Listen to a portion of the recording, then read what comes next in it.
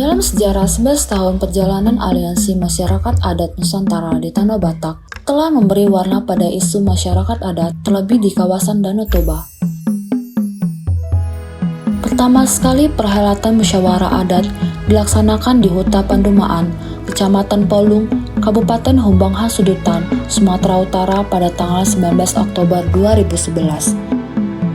Momentum itu menjadi langkah awal masyarakat adat berkumpul dan merumuskan sikap serta pandangan menyangkut hak atas keberadaan wilayah adat di berbagai kampung untuk mendapat perlindungan dari pemerintah. Perlindungan terhadap masyarakat adat adalah memastikan kekayaan alam, budaya, dan ragam adat istiadat dapat terwariskan kepada generasi mendatang orang Batak.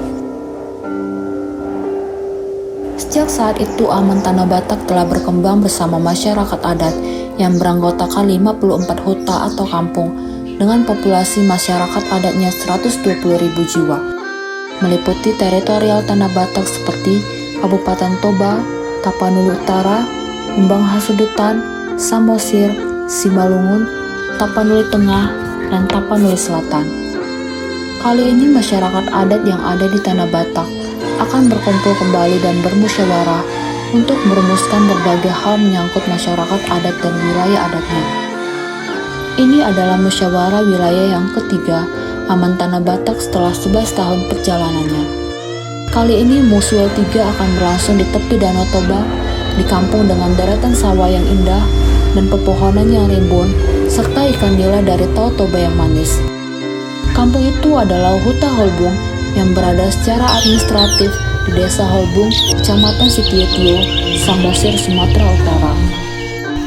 Mulai 9 Maret sampai 12 Maret, masyarakat adat akan melangsungkan beragam kegiatan dan pertunjukan seni di Kampung Holbung untuk meramaikan acara Muswel 3. Kegiatan ini merefleksikan kecintaan pada kampung atau orang Batak lazim mengatakan Argado Bonani Pinasa. Lebih spesifik mengangkat tema mewujudkan kedaulatan masyarakat adat untuk masa depan bumi Tanah Batak yang berkelanjutan. Sampai ketemu di Topi Tahu Toba Holbung.